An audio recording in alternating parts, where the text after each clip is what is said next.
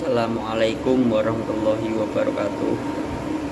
Puji syukur kehadirat Allah Subhanahu wa Ta'ala atas berkah dan rahmatnya kita semua dapat berkumpul dalam acara ini. Yang terhormat Ibu Dian Wismarin, SEMM selaku dosen pengampu mata kuliah penganggaran bisnis, dan teman-temanku semuanya yang saya banggakan dan saya hormati juga. Kami dari kelompok 7 akan presentasi mengenai anggaran pengeluaran modal. Berikut anggota kelompok kami, yaitu saya sendiri, Iqbal Akbar Jayapurnama, 2019-11737 sebagai moderator. Nizar Nazaruddin, 2019-11599 pemateri. Arditya Saputra, 2019-11540 pemateri.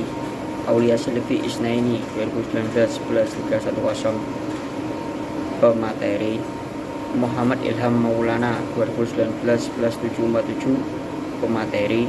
Bayu Puja Wicaksana, 2019-11432 sebagai pemateri. Di sini saya akan menjelaskan mengenai anggaran pengeluaran modal.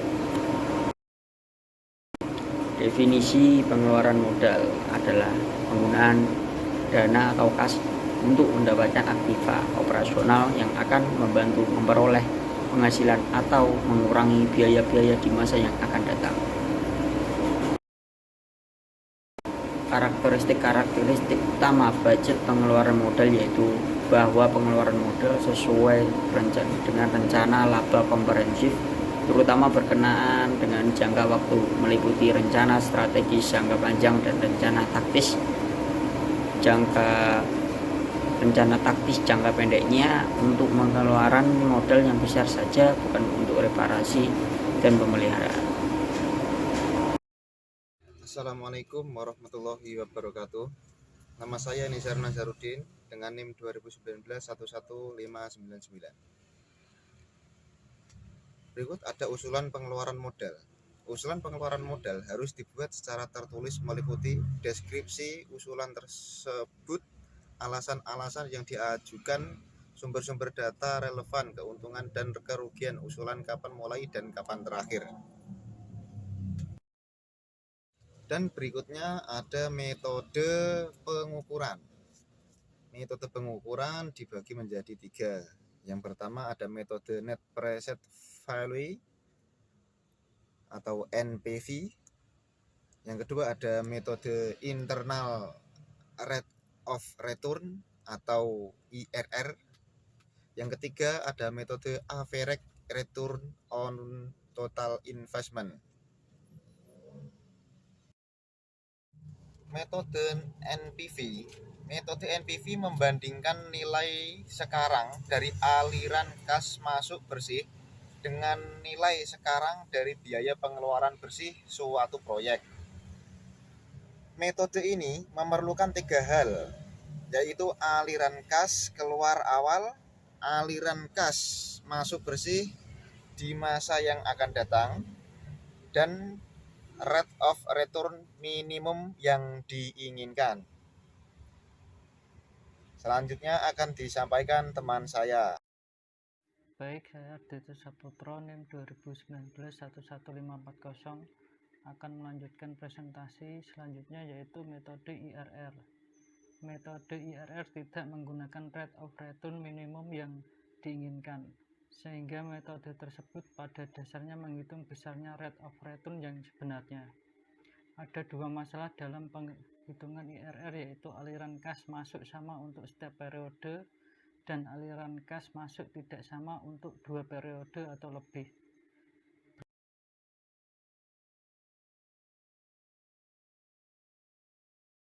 Yaitu metode average return on total investment. Metode ini memakai salah satu variasi dari metode account rate of return. Metode ini menggunakan dasar accrual basis bukan cash basis. Rumusnya yaitu rata-rata aliran kas masuk bersih per tahun dibagi aliran kas keluar untuk investasi. Berikutnya akan dilanjutkan oleh teman saya. Baik, di sini saya akan melanjutkan presentasi dari rekan saya. Untuk pembahasan selanjutnya yaitu contoh soalnya. Saya bacakan contoh soalnya ya teman-teman. Untuk contoh soalnya, PT Global ingin membeli mesin baru dengan harga 30 juta. Diketahui biaya pengiriman dan pemasangan mesin adalah 5 juta rupiah. Mesin bisa digunakan selama 5 tahun.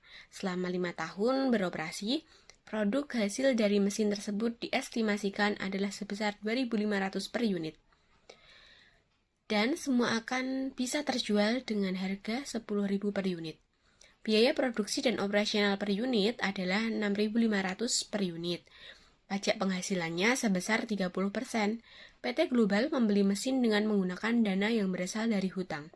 Hutang akan dilunasi pada tahun depan dengan bunga 10% dari total pinjaman. Tentukan apakah pembelian mesin sebaiknya dilakukan atau tidak dengan menggunakan pertimbangan metode payback dan net present value. Jawabannya yaitu hitung prosesnya sama dengan depresiasi ditambah EAT atau earning after tax. Hitung payback period menyesuaikan nilai uang dengan waktu atau hitung PV-nya. Penghitungan biaya mesin baru depresiasi atau dengan menggunakan metode garis lurus dan tanpa residu. Yaitu 30 juta ditambah 5 juta dibagi 5 tahun. Hasilnya 7 juta per tahun. Tahun pertama, keterangan penjualan dengan unit 2.500 satuannya dengan harga 10.000 dengan total jumlah 2.500, biaya prod, keterangan biaya prod dan operasional 2.500 dengan harga satuannya 6.500, total harga 16.250 juta. EBIT, earning before interest and tax, jumlah 8.750. Bunga pinjaman dengan jumlah 3.500. EBT, earning before tax, dengan jumlah 5.250. Pajak 30% sama dengan 30% kali 55.250.000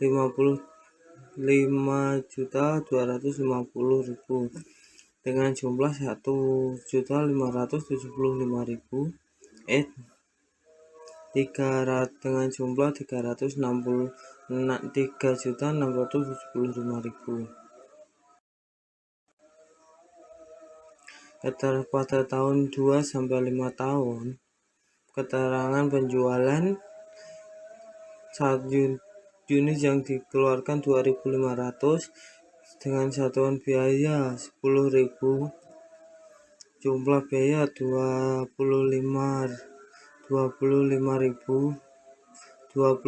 juta rupiah. Biaya prod dan operasional per unit 250, dengan satu unit dengan harga 6.500 dengan total jumlah 16.250. EBIT 8.750. Bunga pinjaman 0. EBT 8.750.000.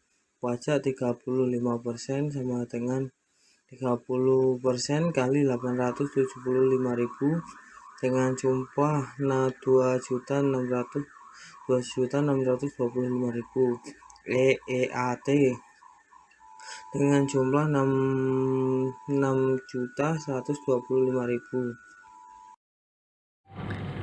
Perkenalkan, nama saya Bayu Puja Wicaksana. NIM 2019-11432. Baiklah, saya akan melanjutkan penjelasan dari teman saya. Sehingga pada tahun pertama, depresiasi sebesar 7 juta, EAT sebesar 3.675.000, proses sebesar 10.675.000. Tahun kedua, depresiasi sebesar 7 juta, EAT sebesar 6.125.000, proses sebesar 13.125.000. Dan pada tahun ketiga, depresiasi sebesar 7 juta, EAT sebesar 6.125.000, dan proses sebesar 13.125.000.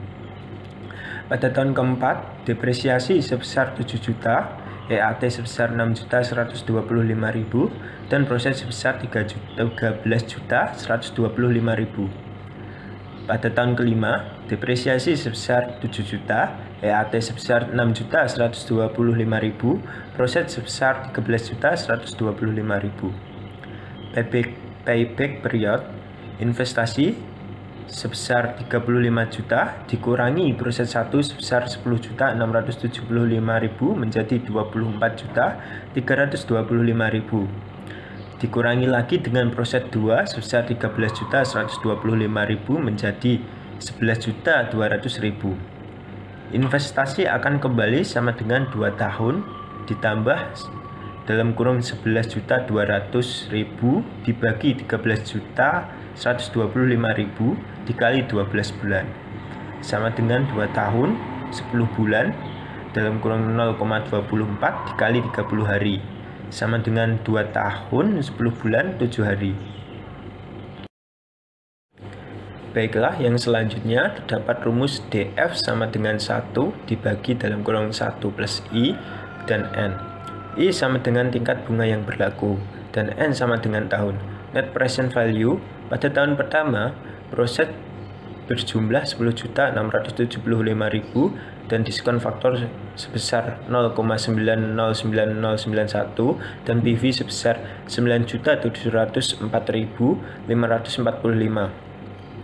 Pada tahun kedua, proses sebesar 13.125.000 dan diskon faktor sebesar 0,826446.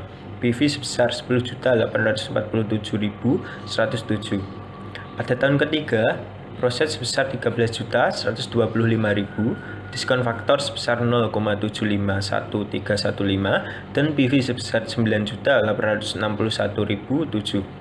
Pada tahun keempat, proses sebesar 13.125.000 dan diskon faktor sebesar 0,683013, PV sebesar 8.964.552. Pada tahun kelima, proses sebesar 13.125.000, diskon faktor sebesar 0,620921, PV sebesar 8.149.592. Jadi, total PV sebesar 47.526.804 dan investasi sebesar 35 juta, NPV sebesar 12.526.804. Sekian presentasi dari kelompok kami. Jika ada kekurangan dan kesalahan kata mohon dimaafkan. Billahi taufik wal hidayah. Wassalamualaikum warahmatullahi wabarakatuh.